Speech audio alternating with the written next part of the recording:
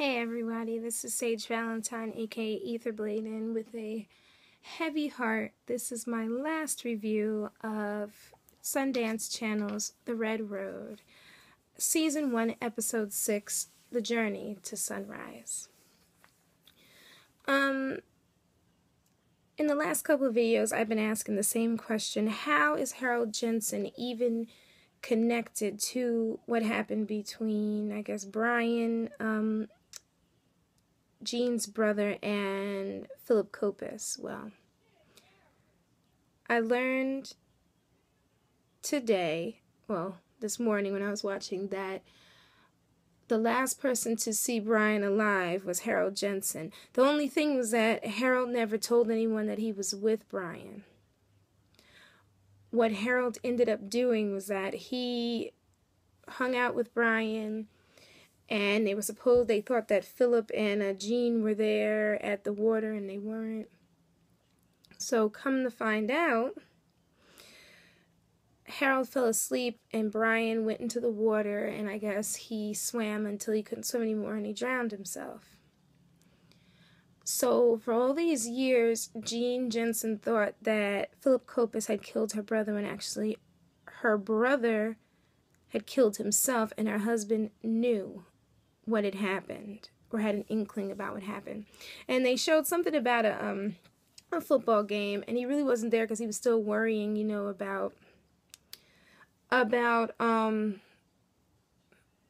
where, Brian was and everything, and the people asked him, he acted like he didn't know. Okay, Philip Kopis is basically trying to run at this point after what he did. He's running away from the cops. He knows they have all this stuff. He knows they have him. But mostly he needs money, and he goes to Junior and he's asking Junior for this money. And Junior no longer has the money because he spent it. And he's basically like, if I don't give him this money, he doesn't say they're going to kill him, but they definitely are going to kill him. So Gene Jensen is allowed to listen to the last tape that Brian made, and she finds out that her husband was present with her brother before he died, and she's just upset. She's like, you had me thinking that Philip Kopis was there, and Philip was not there. Philip didn't do that. So Gene goes to see Philip's mom, Marie. She apologizes, and Marie can tell that there's something off because she's like hearing things a little bit. But she's like, do you want to sit down? And Gene's just like, no, I don't want to sit down. She's like, I just want to know where Philip is. And she tells her that Philip is at some type of motel or something off of somewhere. I guess it's hidden, and she's the only person that knows. What happened besides that part? She literally was the only person who knew. She went to visit him, Philip, and at first he had the gun thinking it was the people that were looking for him, but it wasn't. So they went out and they went walking. Meanwhile, back at the hotel, what ended up happening was that the maid came in to clean the room, and when she, I guess, couldn't tell him where Philip went, the guy killed her. Harold, somehow the policeman ended up, at some point in the episode, getting some type of barrels. And Harold's little story, or his little lies that he's been making to protect his wife, and to protect himself, and to kind of cover for Phil, have finally surfaced because some type of drums or water drums or something were confiscated out of that cave or mine. And he wondered what was in there, and the chief was like, don't worry about it. He was like, and that gun, that you gave us, that gun was used to kill those two New York City detectives. So basically, everything's hitting the fan. So basically, what ends up happening is that Philip goes after, because Philip is out there, in the woods with Gene, and they start talking, and they're really kissing. Then all of a sudden she starts hearing something, because like I said before, those voices in her head are not gone, and those pills did nothing but silence them for a minute, and they're only getting worse. So Gene ends up freaking out, and Philip is trying to help her. She won't come back with him, so he's like, screw it. He ends up at the Jensen house, and what happens is the youngest daughter, I think her name is Kate. Yeah, Kate goes in the house. She sees him, and like, I could kind of, what's the word? I could kind of relate to her in the sense where she's like freaked out, because if I saw a big guy sitting in my house and I didn't know who the hell this guy was, I definitely would be freaked out. But Philip wasn't going to hurt her. He started talking to her, saying that he knew her father, and she's like, my dad doesn't have any friends, and he was telling her something about like this drawing or something, and the next thing you know, he takes the drawing and he leaves. So when Harold gets back home, because what happened was Rachel was out with some friends and they dropped Kate off. That's why Kate was home alone by herself. How Philip got into that house, I still don't understand. Maybe he had a key, or maybe they just leave the door unlocked and he noticed where they leave the door unlocked. So maybe he's been casing the house at some point. So what basically ended up happening was that Rachel was forced to come home. Kate was home. Kate wouldn't talk to Harold. And it was a whole big thing.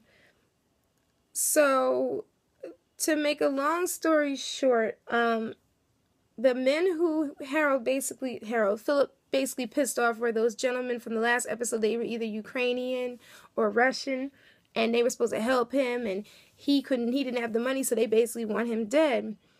So what happened was that there was some type of carjacking going on or something with the cops, and Philip went to his mother's house because they were having a birthday party, a welcoming home party for little Paul, because Paul was a little boy, I think his name was Paul. He was the little boy who was hit by Jean Jensen. And that's another thing that I forgot to mention that. Jean also apologized, and she felt kind of empty about that whole settlement having to do with Paul. She told Marie that, and Marie was just kind of like, she said there really isn't anything to think about it. I mean, there really is nothing to think about. It's done is done. So Philip ends up going to this welcoming home party for little Paul. And what happens at the party is that he sees Sky and like Sky Vanderveen. And Sky is like, and what ends up happening is that, like I said, he pulls up with the gun. He wants to kill Philip because he thinks that Philip set him up. So what I also forgot to mention was that Philip talked to Junior when he asked Junior for the money. He told him, if anybody comes here, they see me. They see you. You have not seen me. You don't know who I am. He did the same to his mother, Marie. He was like, the last time you saw me, I had just gotten out of jail. That was it. Don't tell anyone you know me. So he's about to shoot Philip, and Philip's mom, Marie, is like coming outside, and they tell her to go back in, and she's all emotional. Well, all of a sudden, Junior pops up because Philip gave him a gun earlier to protect himself. And it was a really emotional scene because Junior was like crying his eyes out, I guess, because he figured that Philip kind of scared him, or like kind of beat it into his head, like, you need this to protect you. You don't know me. Don't tell anybody you know me. So when just as Jack was about to pull the trigger, Jack was shot, and I think he was shot in the chest somehow. And you turn around and you see Junior standing there with the gun, and the cops pull up and they tell him to put his gun down. Everybody's telling him, put your gun down, put your gun down. And they wrestle little Junior to the floor.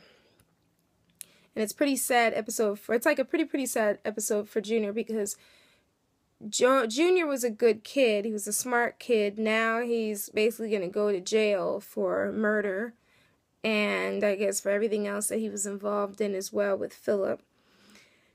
And he was in love with Rachel Jensen, and Rachel didn't know that until her mother, because Marie, Phil's mom, told Jean Jensen that Junior is just madly, and he'll do anything for your daughter. He loves your daughter. And Rachel was just mean to him earlier in the episode because she was with another guy, and he was just like, oh, it's like that. I think he was saying, oh, it's like that. He didn't exactly say, oh, it's like that, but the way he reacted was just like she went from him, an Indian and Lenape kid, to a white guy, basically. And he was having some feelings about that. So he just drove away. So now his future's ruined, and everything that Marie didn't want for Junior happened. So as Jack is basically dying, the cops grab onto Philip and they wrestle him down. Well, Harold basically says, "You're done. We got everything on you," and he's got him in the car. Then they're driving away. This BMW SUV is following them, and it follows them as they're driving. And they make it to a parking space or something, and Philip's just like talking junk and just saying things and saying like he was with Jean and all this stuff, just setting Harold off. And what ends up happening is that these Russian guys pull up, they get out the car, they want Philip, and they tell Harold that Harold gets out with his gun, and they tell him to put his gun down. He won't. It's just like a firefight. Meanwhile, they beat the hell, in fact, Harold beat the hell out of Philip, so Philip really couldn't even move around. So what ends up happening is that they shoot, and they're shooting back and forth, and in the end, Philip basically saves Harold's life. So now with season 2, I guess it's a tit-for-tat type thing, an eye for an eye, because now Harold helped Philip, so Philip helped Harold. So I want to see how this plays out in season 2. Hopefully Sundance allows us to have a season 2 of Red Road, or The Red Road, because it's a really good movie, really good show. If you haven't seen it and you're just watching this, definitely check it out. It's a good show. Anything else? This was a great season. I enjoyed watching it. I enjoyed downloading it. I enjoyed everything about it. I had no complaints about this show at all. None whatsoever. It's just bittersweet to have to, put this to rest, I guess, until the next season. Hopefully, when Rectify returns with the season 2, I can do, I have time to do a review of Rectify. That's another good Sundance show to see, as well as Top of the Lake. Top of the Lake, I didn't do any reviews then because I just basically started my reviews, but Top of the Lake was a really good show. So thanks for tuning in to my review, guys. It's the end of Red Road for this season. This is Sage Valentine. Definitely check out my reviews for Believe, for Survivor, and for Hannibal. So now I only have 3 shows to do now, so I'm devoting a lot of time to these shows. Maybe I'll start the 100 pretty soon. But thanks, guys, for tuning in. At Sage Valentine on Twitter, 1,000 Heartbeats on Tumblr. I hope you can handle it on Blogger. And the truth is, on WordPress. So have an awesome day and enjoy yourself. And definitely go out and see Captain America, the Winter Soldier. Excellent movie. Anywho, guys, thanks for tuning in. This is Sage Valentine. This is at Sage Valentine, and have an awesome Sunday, and take care, guys. Bye, guys. Bye.